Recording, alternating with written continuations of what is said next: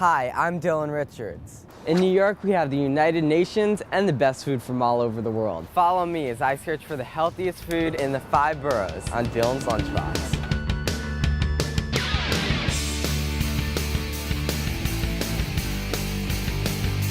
More crunch. Very soon. We're going to talk about those spices. Juices of the oranges going to start to come out of it. Flagship cheese. Here's your burger. Slide the opposite leg. I'm Tanya Zuckerbutt for Dylan's Lunchbox. And how you got into organic farming? About American cuisine. Who doesn't love Italian food? Chinese food is one of the oldest cuisines in the world. We're here to find out what's in your lunchbox.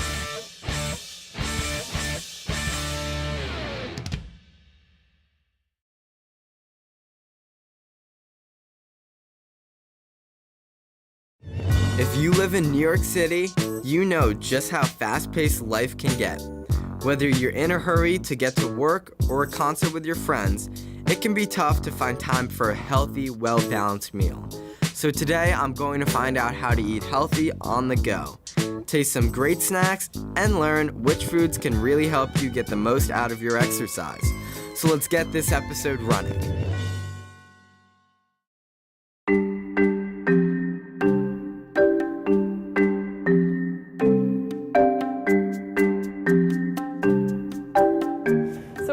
Battery Park at the southern tip of Manhattan, and we are here at Battery Urban Farm. We are a 1-acre educational farm right in the middle of Manhattan. So we are the first people to farm this land since the Dutch in the 1600s. We were started a year and a half ago by the Battery Conservancy, who is a nonprofit organization that has basically revitalized Battery Park.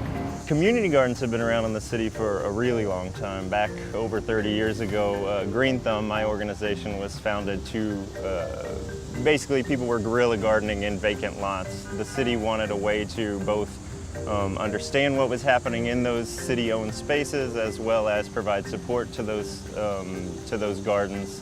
They were approached basically 2 years ago by a group of students from Millennium High School. They had an environmental club and they wanted to learn how to grow vegetables. So they asked the Battery Conservancy if they could have some land. And I think they were expecting a small amount, but instead they got an acre. And from there we decided to start an urban farm. There's about 1,400 plus schools across the city. As you might imagine, that's a real challenge. A lot of schools, especially in Manhattan, don't have a lot of space. So we have to get really creative with how we help facilitate garden experiences. One of the things that we really encourage is for schools to partner with community gardens. We started out with 8 schools. We now have 12, and they come down and participate in a number of different educational programs. We do everything from compost lessons to traditional Dutch farming lessons or Native American history. The garden movement within schools around the city has been around, I guess, depending on the school, for a really long time. I mean, I have some schools that have been gardening for, 10 years or more, other schools a lot less. This farm is shaped like a turkey because we have a wild American turkey named Zelda who flew into this park 10 years ago, and she never left, and so she's kind of our mascot. This is the main body of Zelda, and this is where it's more educationally focused in this area, and this is also the bulk of the farm. This is called the Looking Glass Garden, and we decided to call it that because it's a method of gardening. It's called keyhole gardening, and it's great for kids because, as you can see, there are a lot of different spaces that you can fit a lot of kids in here, and they can all work at the same time. These are the Dutch gardens, because right now we're in, as I said, Battery Park, which is New Amsterdam, where the Dutch first settled. And so we like to give the kids that kind of historical perspective. So we've got Brussels sprouts and carrots and beets. They're all just, traditional Dutch crops. This is our Three Sisters garden, which is a Native American method of planting.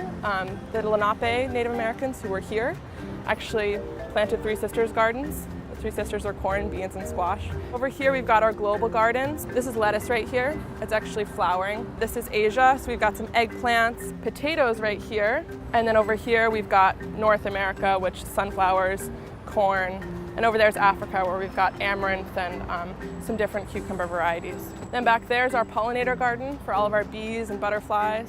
This is kind of the more communal farm. So we've got our tomatoes over here. We've got some zinnias right here that we actually For our farm share, we will give them cut flowers or we'll sell them at our farmers market. These beds in the middle, these are done by teachers, and so they get to be a little more creative in what they plant and how they plant things together, and mostly it's kids making these choices. This is our worm bin, and this is something that the kids love, that we use with them, and they just eat this stuff up. And what they release, we use for the plants, and it's basically just concentrated, awesome nutrients for the soil. We've been able to use all of our own materials that we're generating on this farm and basically build what is pretty much like plant recycling. We're totally organic. We don't use any pesticides or chemical fertilizers. However, we're not certified because there's really no reason for us to be. A lot of folks associate gardens and school gardens with just kind of a fluffy notion of, oh, they're getting out and playing in the dirt and playing in nature, but there really are real curricular experiences, skills that can be wrought from garden experience, everything from geometry and measuring volume of how much soil we need to fill a raised bed, to the hard skills of building, raised beds or vertical gardens or compost bins. There are some very basic lessons that gardening and farming kind of teaches about cooperation and patience and these kind of more kind of like group work really, and more for the students just learning how to kind of be people. It's also really just a great way for them to learn kind of more hard sciences and math and things like that, because they're doing it, it's experiential. It's not just numbers written down in a textbook, or it's not kind of like abstract, it's really hands-on. And so the lessons that they're learning about biology, about math, like measuring and things like that, they're really absorbing that information because they're experiencing it. The main thing that we're also trying to do is actually to provide these students with food and to provide the downtown community with food. 1.4 million children, for example, who experience hunger at some point during the year. So it's really important for us as a city to continue to facilitate healthy food access and healthy food education. When they grow the food themselves, they're willing to try things that they hated, or they just have a different perspective on fruits and vegetables. Starting those habits early and engaging kids early in what is healthy food, I think school gardens can play a huge role in helping solve the hunger, obesity, diabetes, and healthy food challenges that we have. Just getting that experience of being outside, that I think is really important for New York City kids. A lot of our schools, they have recess in a cafeteria, they don't get to go outside, and so just being able to kind of like release some of that, I think is really important. I think it's one of the most important things that we can do as a city government, is in terms of our food policy, is to support the things that create a more healthy New York City.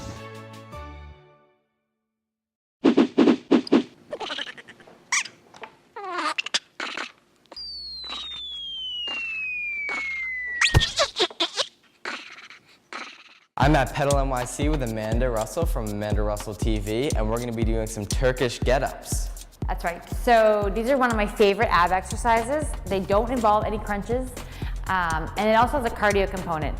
So the first time you do these, mine is Dylan. Usually you have to modify the position. So we're going to show you both ways. So the first one is you're just going to literally lay down and use your abs to stand back up. The idea is to try not to use your hands to get up. So sit down, back, and up. And you really want to squeeze your glutes at the top. So down,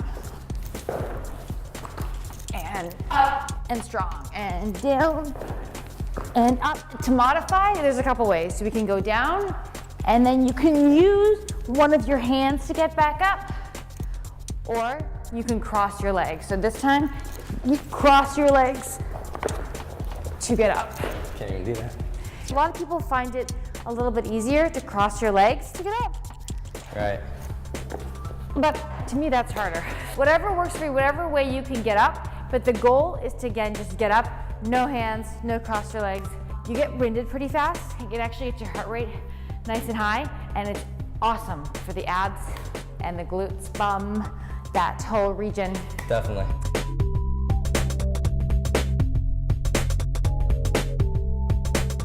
We're going to be doing some frogs. Yes, we're gonna be kids again and leap like frogs. So this is an awesome cardio move. It is great it's a great lower body. It works some of the biggest muscles in your body. Basically, we are just gonna hop back and forth like a frog.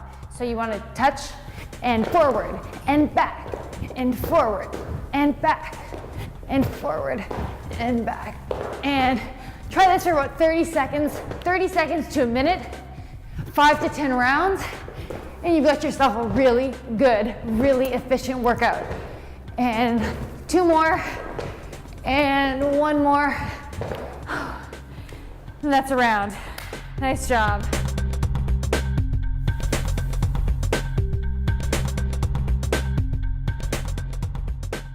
Between school, baseball, and finding the healthiest restaurants in New York City, I'm always on the go, and I always want to eat something quick. That's why prosciutto and melon is such a great healthy snack. Simply lay thin slices of prosciutto on wedges of cantaloupe or melon, and you're good to go. You can also get more creative by sprinkling lime juice on your melon and adding mozzarella balls with basil leaves. Put them on a skewer, and they're the perfect hors d'oeuvres for your next party.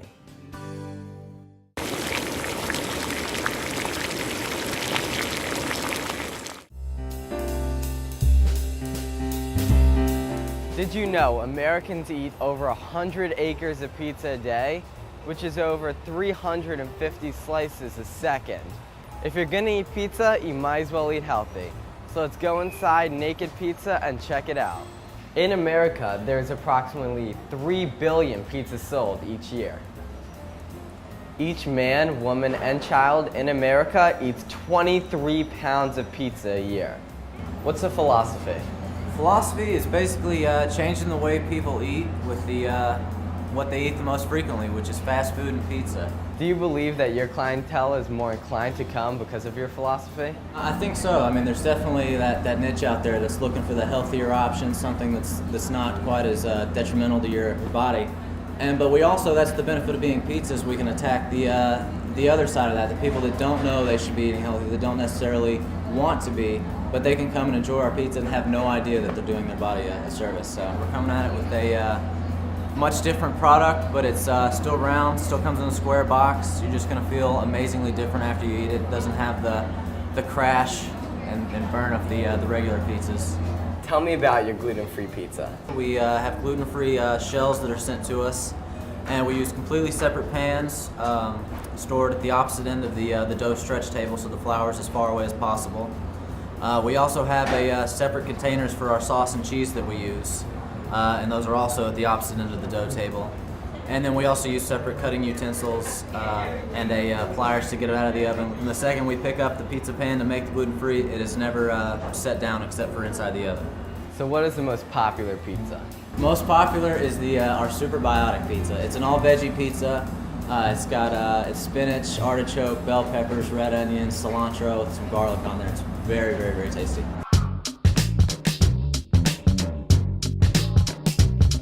First part, what we'll do, kind of put our hands together so we can create a good little round edge. And we'll just push down and create the crust of the pizza. And then we flip it over. And this is where we stretch. But it's so low in gluten, it's very delicate. And so the gluten is what gives the bread and the dough that elasticity that lets it stretch out. Since ours is a low GI, glycemic index, it's very delicate, and you've got to kind of just baby it along as you're stretching it out, which is why we hand stretch. What's GI mean? GI is the glycemic index. Regular pizzas are around 70 to 80 on the scale. We're about 48 plus or minus 5 or so. So it's definitely which comes from the different grains that we use. 2 kinds of wheat, brown rice, oats, buckwheat, quinoa.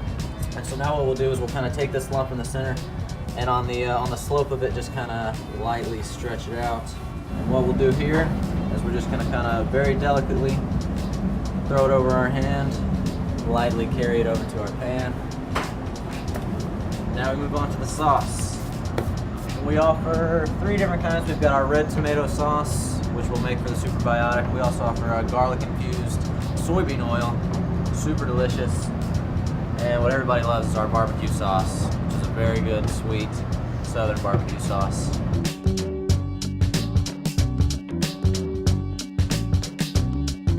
We put a few ingredients, our spinach, our basil, and our sun-dried tomatoes, all not a lot of moisture in those. So what we'll do is we put those underneath the cheese, so they get all the moisture from the cheese and the sauce there together, so they won't burn when we cook them. So is Naked Pizza a diet pizza?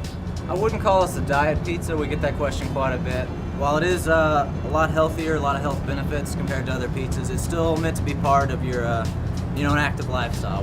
We can be the indulgence day of the week, without any of the regret. It's still pizza, we've still got the pepperoni, the sausages, the tasty toppings, but it's about that 1 day a week, 2-3 days a week that you have your pizza.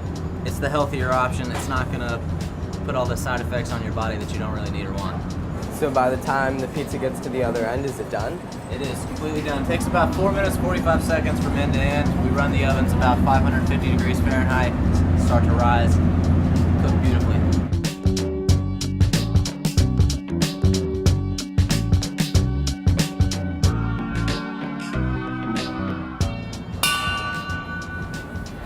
Definitely looks good. Yeah.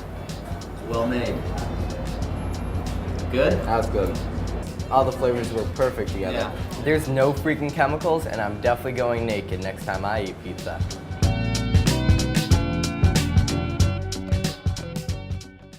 Okay, it's late in the afternoon and you've got soccer practice in 15 minutes, or maybe a meeting. But the problem is you haven't had anything to eat since breakfast. Do you go for the pizza or the street corner hot dog? Or how about changing the rules? Pizza and hot dogs are great treats, but they're greasy and not very healthy. They can also leave you sapped of energy. Why not go for some fresh fruit, or bring something on the go? Granola and other oats are filling and light on fat. If you like sweet, try some dried berries or homemade trail mix. Picking healthy options can give you the kick you need to make it through the day.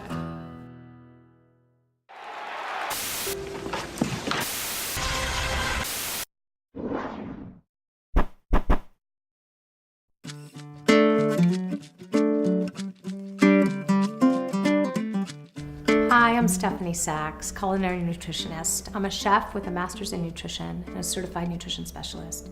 And today, we're going to talk about some spices. Spices, as we know it today, are often irradiated. That's when dried herbs and spices are exposed to radiation to kill off mold and bacteria to increase shelf life. You can go out to a store and you can buy herbs and spices that are non-irradiated. Some of the mainstream brands are now selling non-irradiated herbs and spices. Specifically today though, we're going to talk about paprika, which is an antibacterial. It's a stimulant, so it helps cleanse your body. It helps your body heal.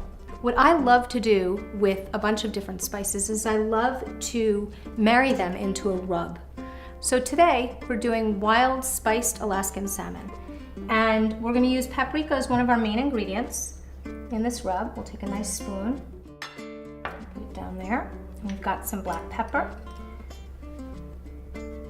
And it's a very, very simple dish because all we're doing is mixing these incredibly healing herbs and spices. Adding a little salt. Look how beautiful this is. Okay, that's all you're doing. It takes 2 seconds. So you mix them together. Even your plate out like so. You take your salmon, you don't even need oil because salmon has a lot of oil in it. And all you're doing is coating your salmon like so and putting it in a pan. So this is your end product. Now you can also do this with vegetables, which I would coat in a little bit of olive oil. You can do it with chicken, you can do it with any type of meat. These rubs are amazing and incredibly medicinal. You want to cook in the oven, which we will do at a lower temperature. So we'll cook it at roughly 300 degrees, depending on how you like it done. You can do it for, 8 to 10 minutes. I like my salmon well done, and that's it. I'm preheating my oven to 300. I'm not waiting until it's full heat to put the salmon in because it will start to cook as the oven temperature raises. It's also a way to conserve energy. The salmon will be done sooner. So here we go. And let's wait and see what it tastes like. Looking pretty good. Looks pretty done to me. Let's give it a taste.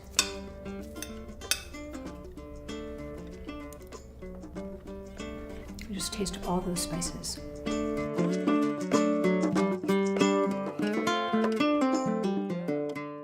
Naturally sweet, full of vitamins or important nutrients, and requiring basically no preparation, you can't go wrong with a banana, grapes, and an orange, or any number of other options provided by nature.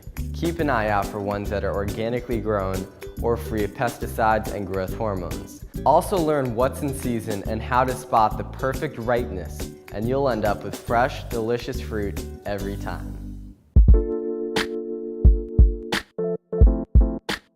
I'm here at Katchkie's Food Truck, where they actually have their own farm in upstate New York. Hey Chef, Dylan, nice to meet you. Rob, nice to meet you. So I hear you have an amazing veggie burger on your menu. Can we go inside the truck and make one? Absolutely, let's go. So what do we do to get started? Well, first we have to have a nice hot grill, and we're gonna have to put a little olive oil on there. All right. And then what I'm gonna have you do is take the veggie burgers out of the refrigerator. We're gonna season with some salt and pepper, and then flip them. Let's get started. All right. What are the benefits of getting ingredients from your own farm? I think it's all about healthy living, and I think Great Performances does an awesome job in, one, having our own farm. Katchkie Farm is a great place where it's organic, certified organic. It's 60 acres of land. That's tremendous. You know, for me as a cook, I get to go up there and pull stuff right out of the ground, and you know, to Can you feel. taste a difference in your food? Absolutely, absolutely. Really? And I think the love that Farmer Bob puts into it, in the land and in the picking each vegetable and growing it just for us or for our CSA members, is fantastic. So how long does the average veggie burger take to cook? It takes about 7 minutes. At what temperature? This griddle is probably about 300 degrees. And you don't want it too hot because there's wheat berries, there's spinach, there's wild rice, a little bit of Parmesan, free-range eggs. What inspired you to open up the food truck? I think it's just, you know, Liz Newmark, who's such a visionary in creating healthy food, healthy living. And, you know, it's not to, I think it's just being one of the leaders in the industry in speaking the mission of quality food to provide to our guests. And how long has it been open for? It's a little over a year now. Great. You know, and it's making its way to Governor's Island. It spent the winter up in Wave Hill. So I've always wondered, is it ever hard to find parking? Yes. Yeah? I've heard there's been fistfights, not with us, but it's the food truck scene has become very competitive, and parking is a premium. So the next step now is we're gonna slide these all over, and then we're gonna toast our brioche buns. We got our buns from Balthazar. Why brioche buns? I just like the texture of it. I like the sweetness of it. Works well with the burger. Yeah, I mean, it's not vegan, but I love butter. So what are the benefits of eating a veggie burger? I think grains are really important. We've noticed in just even our menu designs that people really want grains and vegetables. Do you think your clientele comes because of your health benefits? Yeah, no, definitely. I think, you know, you got this great looking truck with vegetables all over it. I mean, it's just an instant draw. And I think that people have become to know the Katchkie truck as the vegetarian truck, and they feel good about just eating healthy food. Do you find it challenging cooking in a food truck rather than a large open kitchen? Yeah, I think the biggest challenge is if you run out of something, you can't just run into the refrigerator and get something. You know, we're running to a local market or a local store to buy ingredients. So not having the access of deliveries coming every minute, or having another cook to, if you run out of something, to chop something quickly. It's all on us to do that. Yeah, you got the two bottoms here. So we'll put the patty down, and then over here we're gonna put the tomato jam. So we're gonna spread that a little bit here, and then we'll put lettuce, tomato. Some people like it with cheese, you know, but usually we don't serve with cheese, but if we were to serve it, we put a cloth-bound cheddar on it. These are gem lettuces, so we'll throw some tomato on here. I love fresh black pepper cracked right over it. And then let's take a little bit of that Murray River salt, and then we're golden. Oh my God. That's a good veggie burger. There's a lot going on. I mean, you got wild rice, you got the spinach, you got the grains. There's a little cheese in Wow, I here. just tasted the jam. That's incredible. Yeah. The veggie burgers were great. Can we whip up a salad? Yeah, let's go. Let's make a roasted carrot with feta, raw kale, oranges, and a coriander vinaigrette. Awesome. Pinch of the sea salt, black pepper, and this is a little Aleppo pepper. Little heat. Last one, little pumpkin seeds. Pumpkin seeds, interesting. Yeah, good for you. Take the coriander vinaigrette. Don't be shy. Nice.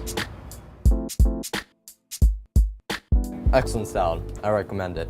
All right, so you just had our citrus and orange salad with a little bit of feta on it. Now we're gonna go to my favorite salad, which is the asparagus and sugar snap pea salad. So we got raw asparagus, sugar snap, radish, mint, toasted cashews, and a little bit of Meyer lemon. I'm gonna throw a little bit of that pepper in there. All right. As you can tell, I love that pepper. This is my favorite salad. I can see why.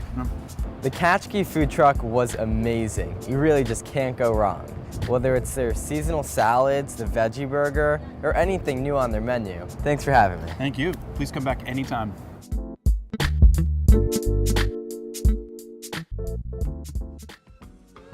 Thanks for joining me this week on Dylan's Lunchbox. We just learned that there are so many delicious and healthy ways to eat on the go and get the energy you need to keep moving. We also checked out one of the coolest food trucks to hit the streets of NYC. Don't forget to visit these websites for more information and join us again on Dylan's Lunchbox.